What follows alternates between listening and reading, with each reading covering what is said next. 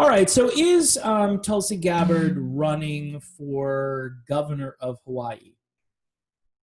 Maybe she is. All right. The reason I'm doing this video is because there are a lot of people on Twitter and the people who followed Tulsi, and I understand loyalty. Okay, I really do. You're loyal to Tulsi Gabbard. The problem is when somebody isn't who they say they are.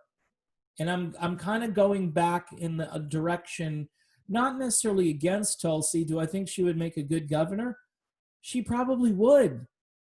But I've noticed she's kind of playing the game of being a good neoliberal Democrat, because that's what Hawaii wants. They want a good neoliberal Democrat. Now, running for the governor of Hawaii has no bearing on my personal situation. She's not running for president. She's not in the United States Senate, because at least her vote in the Senate would be like a deciding vote, and that might affect me. She's running for the governor of a state, which is good. The way the United States is going right now, she might be running for the governor of a country, the way I look at it. Every, state governor might be managing their own country pretty soon, the way the United States is going. We are not the United States. We are the states of America, just the states. There is no united part, so I think we ought to drop all pretense and just be honest about it. The states of America, or the states of the divided republic, or whatever you want to call it. It's not a republic. It's not really a democracy. It's not an honest democracy. Here's my definitive argument right now. Until Tulsi Gabbard leaves the Democratic Party, she really isn't living who she is. And she should be an independent, because she's got ideas that cross in different areas of the political spectrum. I know a lot of libertarians who voted for her and who were very enthusiastic about her had some real, questions about her economic policy and so forth. And those questions haven't really been answered, but it's because Tulsi Gabbard believes in a certain amount of progressivism in addition to some libertarianism and just like issue by issue independence. This is why she appealed to a lot of folks, because she was truly in the middle when you think of it. And she was a unity candidate. She was asking Democrats and Republicans to work together, which I think is a really good idea. However, she's running as a neoliberal Democrat for the home state of Hawaii, if that's what she's going to do. People are telling me, cut her some slack. What is it? The satanic contact tracing bill, 666 plus one additional 6. Okay. That's a tough one to reconcile for me. Saying that Joe Biden has a good heart, he's a nice guy and so forth, that's fine. But if somebody was running for president and they weren't mentally capable of running the country, I think it is, what's the right word here? It's not disingenuous to support him, but I do think it's a disservice to the electorate to not call out obvious deficiencies that he has or to ignore them. I think that's a dangerous thing. And you shouldn't be promoting anybody who's not capable. Forget about the issues for a second, because at that moment it was more about, he supports what you support. But she was saying, well, he's a nice guy, so you got to vote for him. Well, he's been accused of rape, all right? And the vice presidential running mate he chose empathizes with the person who said, hey, I think he raped me, and said that she needed to be heard. And now she's the VP. This whole thing is just it's a kabuki dance. It's a theater. It's not even reliable. It's horrible. You really need to get out of the two-party system. And I'm saying this to Tulsi, and I'm saying it to her supporters. You've got Jo Jorgensen out there. Vote for her. She's not perfect. Vote for her. Go and vote. If you hate Trump, go vote for Jorgensen. If you like Trump, I would vote for Trump. That's the way I'm looking at it. Be honest with yourself. The reason why people are and you're starting to see it in the polls, by the way, all these polls are fake. They're all fake. Because there's no enthusiasm over on the left for Joe Biden.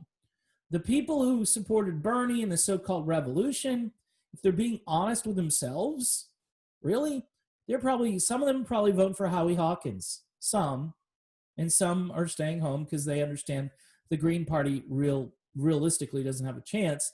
That's why I say vote Libertarian, and at least you'll get, the end of wars and mass surveillance. And there's a number of things, legalize marijuana, things that make sense.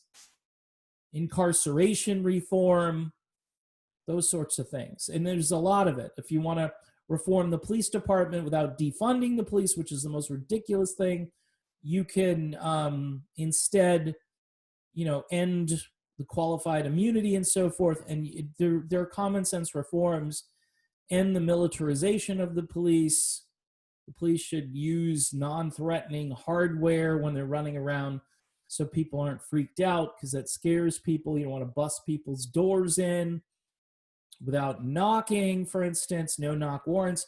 There are some common sense things that can be done that don't hurt the police, where police are still looked up to and so forth, and hopefully that will restrain some of the bad apples or make them leave.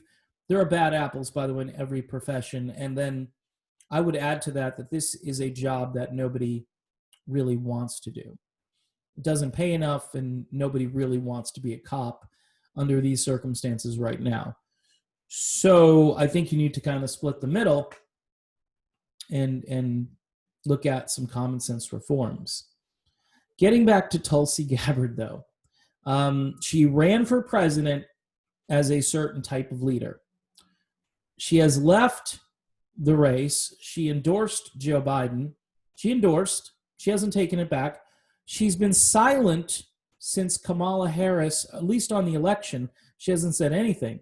Kamala Harris gets chosen, and this was preordained from the very beginning of the primary. She took all of Hillary's team, and then, she was getting like 1% in the polls, and she dropped out because nobody really liked her as a person. And it's kind of like Tom Steyer. Nobody really liked him as a person. He actually did better than Kamala. Of course, he spent a lot more money, but nobody really liked the guy that much. Nobody liked certain people. Julian Castro, nobody really liked him. I mean, you've got to be kind of a likable character. That's what Biden had going for him before he completely lost all cognitive skills. And the DNC believes that, he's a liked character, whereas Hillary Clinton was not, so we're going to win. But to balance out the ticket, we're going to put the most dislikable character of the entire Democratic primary and Hillary's chosen successor, Kamala Harris. So if you're a Tulsi supporter, I get why you're just still hanging on to her. And you're hanging on to her to say, hey, I supported somebody that had integrity, that loves their country still. She might love the country. I'm wondering if she loves freedom. Freedom is an important thing. And during this COVID thing, I've seen so many Democrats and some Republicans just, hey, freedom doesn't really matter anymore. This needs to be contained, which means you need to be contained, which means your life needs to be altered. Nope. It doesn't have to be. We need smart government. We need efficient government. And I am more and more libertarian each day, realizing that the government, if you think the government's going to solve your problems, I see, and this is an argument the right has made for a long time, and libertarians make it with a lot more clarity. They say things that are impactful to me when I hear them. It's not just a bunch of platitudes like Green New Deal. Okay, how's that going to work? Where's the money going to come from to get that Green New Deal up and running? It sounds great. We'll give people jobs. Okay, are those people going to be taking pride in their job when someone gives them a job? Are they going to be qualified to do those jobs? I mean, these are a lot of questions that need to be answered, and nobody's provided really good answers. And I think, the thing that has hit me hardest this year, knowing what the government is doing, knowing what the world is like right now, the phrase from the Libertarian Party that really hit me hard this year, and I keep saying it, and it makes so much sense. You own yourself. You own yourself. It's up to you. It's not up to me to do something for you. It's up to you to do something for you. Government can get out of the way to allow you to do the things that you need to do. There may be moments where you are helpless, and maybe we need to do a better job at administering the funds that are needed for those people in need. And we need to obviously encourage private charity, even though I think private charity currently is hamstrung and not really able to deal with these problems in, the massive scale that it currently warrants. I mean, you need some big time intervention to get help to people who truly need it, because the government essentially took everything they had, took it away. So the government takes away, well, the government, it's their fault. So they ought to be, putting things right. So in any event, again, if you're a Tulsi Gabbard supporter, this isn't like candidate shaming I understand that she has real high moral character. And I've said before, and I believe it's true, she's a better human being than I am. But here's the thing. Ideas matter, policies matter. And I'm not necessarily going to vote for the most saintly character. That's why Donald Trump got elected. I don't really care about Donald Trump's past or the women or any of that stuff. The fact that he's been married multiple times, I really don't care. It doesn't matter to me. What are you going to do to allow more freedom and more prosperity, and to lift people up and to not, push people down? That's what this is about. And right now, Tulsi Gabbard, she's kind of on the fence, and she's kind of saying some things that, and again, she's running for the governor of Hawaii, probably. That's what I've been told. So other people who follow her more than I do. Good luck. I mean, if she could actually win, even with sort of kowtowing to what they're saying over there all the time in Hawaii, like the Hawaii politics, and she's able to kind of maneuver there and get to the governorship, good for her, because that'll still be a massive achievement. Because remember, she's the one that didn't believe the Syria narrative, and eventually they're going to call her out on all that stuff. So I think it's going to be tough for her to become the governor of Hawaii, but we shall see. It would be interesting, but it doesn't really affect or concern me right now. What affects and concerns me is the presidential election, and more importantly, who my local sheriff is going to be, who's on the school board, who my state representative is, and who my member of Congress will be. Those things are the most important things to me, because I believe in the 10th Amendment strongly. And if this whole thing blows up, we're going to have our own little countries in our states, because that's the way it ought to be done anyway. Washington, D.C. has far too much influence and power, and they hold purse strings for funding and so forth. And we could do a better job at the local level, taking care of ourselves and kind of custom designing the things that we want for our community.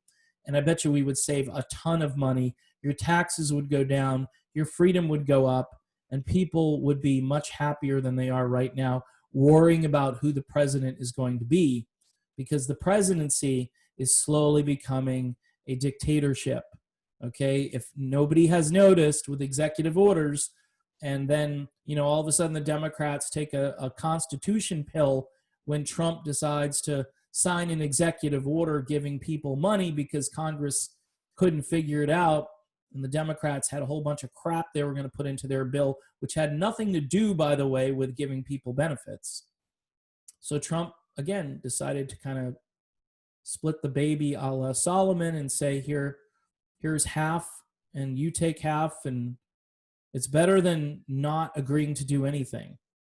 And I don't blame Trump for doing the executive order. It's been a thing for a long time. It shouldn't be a thing at all. Executive orders should go away. And somebody should sponsor a bill to say, hey, these executive orders are unconstitutional, and do away with them permanently as soon as possible. We need to get back to doing things the way we used to do it. If we can't get back there, we're going to, I honestly truly believe we don't live in a constitutional republic anymore. Like I said, and that's why it's a soft dictatorship and states' rights are so important. Maybe that's why Tulsi Gabbard's running for governor of Hawaii. She wants to be president of her own country. Yeah. All right. So there you have it, folks. I'm done.